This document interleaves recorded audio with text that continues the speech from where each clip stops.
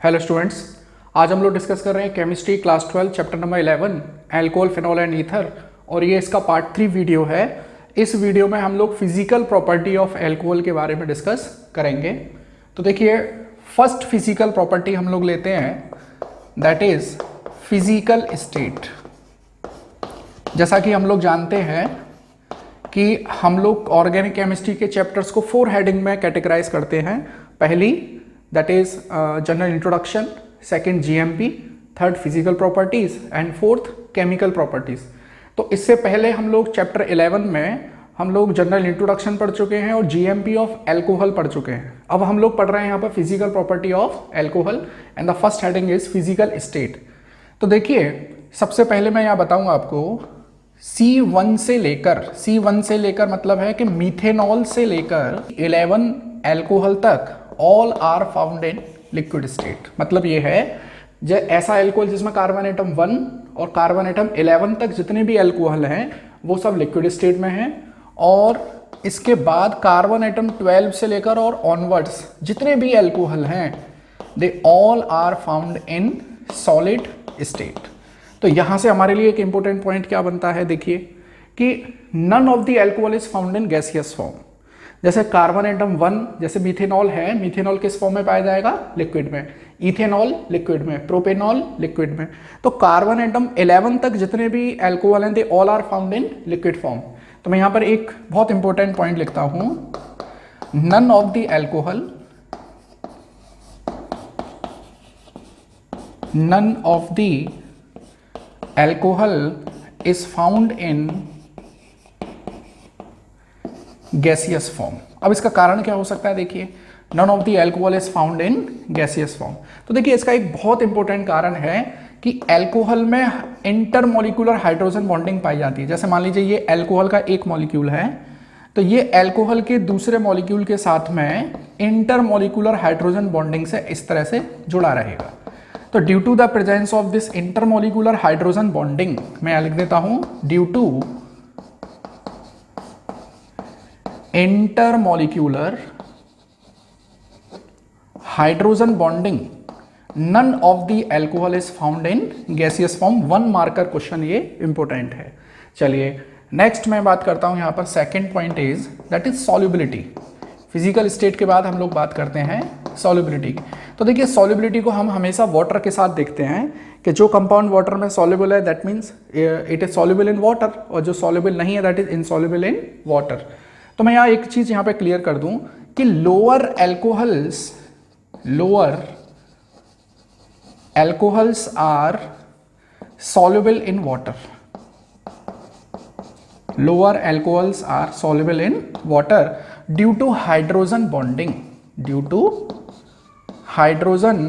Bonding. इस तरह से देखिए कि मेरे पास ये एल्कोहल है और ये मेरे पास वाटर है। तो हम लोग एक चीज़ बहुत अच्छे से जानते हैं कि वाटर में ये इलेक्ट्रोनेगेटिव ऑक्सीजन एटम है, यहाँ पर हाइड्रोजन ये इलेक्ट्रोपॉजिटिव मतलब पार्शियल पॉजिटिव, इनके बीच में हाइड्रोजन बॉन्डिंग है। ऐसे ही एल्कोहल का एक और मॉलिक्यूल देखिए इस तरह से, तो यहाँ पर एल्कोहल और वाटर के बीच में इंटरमोलिकुलर हाइड्रोजन बॉन्डिंग पाई जा रही है। That's why alcohol are soluble in water. अभी के लिए एक और इंपॉर्टेंट पॉइंट आपको बता दूं कि as the molecular weight of alcohol increases, जैसे मैं यहाँ पे लिखता हूं, जैसे मैंने यहाँ पे लिखा lower alcohol are soluble in water. Lower alcohol का मतलब है कि कार्बन एटम 1, 2, 3, 4 यहाँ तक तो एल्कोहल सॉल्युबल है, लेकिन जैसे जैसे मॉलिकुलर वेट बढ़ता जाएगा वैसे वैसे एल्कोहल की सॉल्युबिलिटी कम होती जाएगी। तो मैं यहाँ लिख देता हूँ as the molecular weight of alcohol increases. ठीक है, तो देखिए मॉलिकुलर वेट एल्कोहल का इंक्रीज होगा तो डेफिनेट सी बात है कि the size of alkyl group increases. Size of alkyl group increases as the molecular weight of alcohol increases, that means alkyl group increases. Alkyl group क्या होगा भाई? बड़ा होता जाएगा। तो उसका, और एल्काइल ग्रुप का क्या होता है? Hydrophobic character. तो इसका मतलब एल्कोहल में हाइड्रोफोबिक कैरेक्टर की परसेंटेज बढ़ती जाएगी, तो दैट्स वाई एल्कोहल की सॉल्युबिलिटी कम होती जाएगी।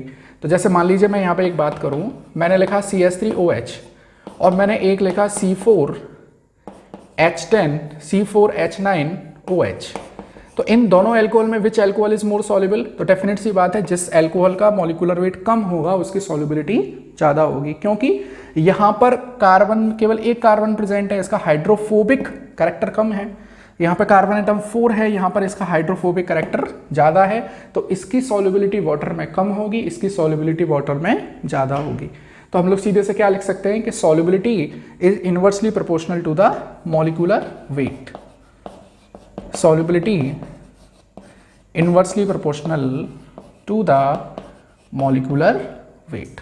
ठीक है, अब आते हैं हम लोग third most important property, that is boiling point and melting point. तो एक कॉमन सा फॉर्मूला है हमारे पास कि boiling point and melting point directly proportional to molecular weight and inversely proportional to the number of branch. मतलब किसी alcohol का मॉलिक्यूलर वेट ज़्यादा होगा, जैसे मान लीजिए मेरे पास एक है C4H10O और दूसरा है C7H16O, तो इसमें किस एल्कोहल का मॉलिक्यूलर वेट ज़्यादा है? ऑब्वियसली इसका, तो इसका बॉइलिंग पॉइंट ज़्यादा होगा, बॉइलिंग पॉइंट ज़्यादा। और जिसमें ब्रांचिंग ज़्यादा होगी उसका बॉइलिंग पॉइंट कम होगा। जैसे मान लीजिए मेरे पास एक है ब्यूटेनॉल CH3CH2CH2OH, यहाँ पर एक भी ब्रांचिंग नहीं है, और मैंने एक लिख दिया CH3C and this is CH3 and this is OH, यहाँ पर ये ब्रांच आ रही है, तो जिसमें ब्रांच आ जाएगी उसका बॉइलिंग पॉइंट कम हो जाएगा, और जिसमें ब्रांचिंग नहीं आएगी उसका बॉइलिंग पॉइंट ज़्यादा होगा। ठीक है, अब देखिए next come to the fourth point. Next fourth point is toxicity. Toxicity, जैसा कि हम लोग जानते हैं, आप लोगों ने न्यूज़पेपर वगैरह में पढ़ा होगा कि कच्ची शराब पीने से लोगों की डेथ हो गई। तो एक्चुअली में वो कच्ची शराब क्या है? वो मीथेनॉल है। और जनरली मैं अगर आपके सामने एक यहाँ पे एक एक्सेप्शन बताऊँ तो देखिए, methanol, this is methanol CH3OH and this is ethanol C2H5OH। इसका मॉलिक्यूलर वेट है, मॉलिक्यूलर वेट 32 और इसका मॉलिक्यूलर वेट है 46। It's molecular weight is 46।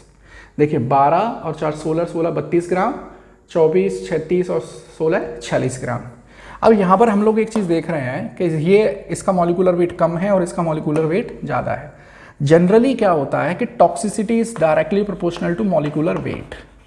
जिसका मॉलिक्यूलर वेट ज़्यादा होगा उसकी टॉक्सिसिटी ज़्यादा होगी, लेकिन यहाँ पर एक्सेप्शन है।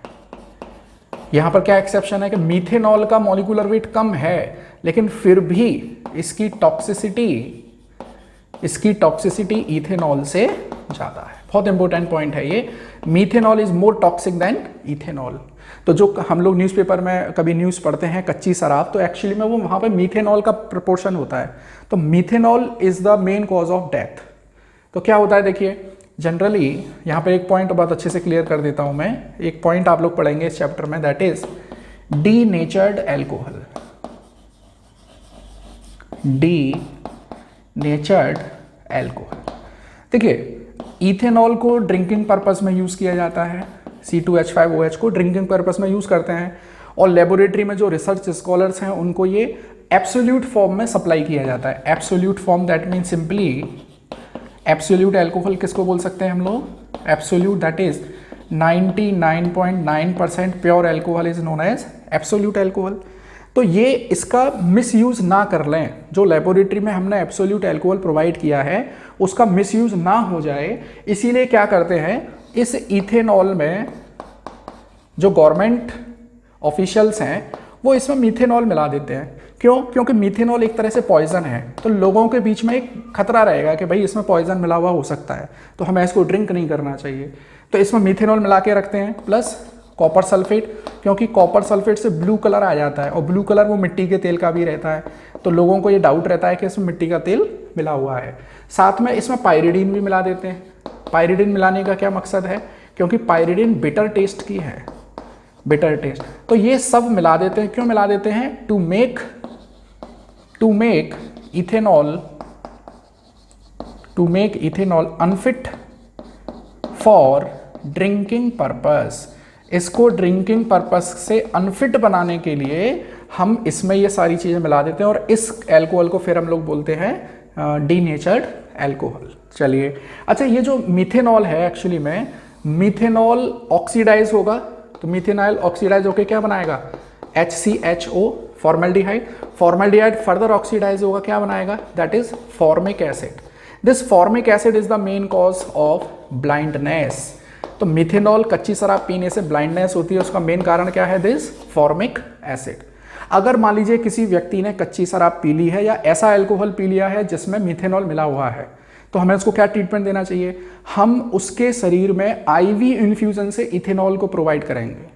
तो उससे क्या होगा कि जो एंजाइम मिथेनॉल को ऑक्सीडाइज करने में लगे हुए हैं वो फिर इथेनॉल के साथ में बिजी हो जाएंगे, तो मतलब मिथेनॉल का ऑक्सीडेशन नहीं होगा, तो उस व्यक्ति में जो पॉइजनस मिथेनॉल पहुंच चुका है वो हम उससे बच सकते हैं।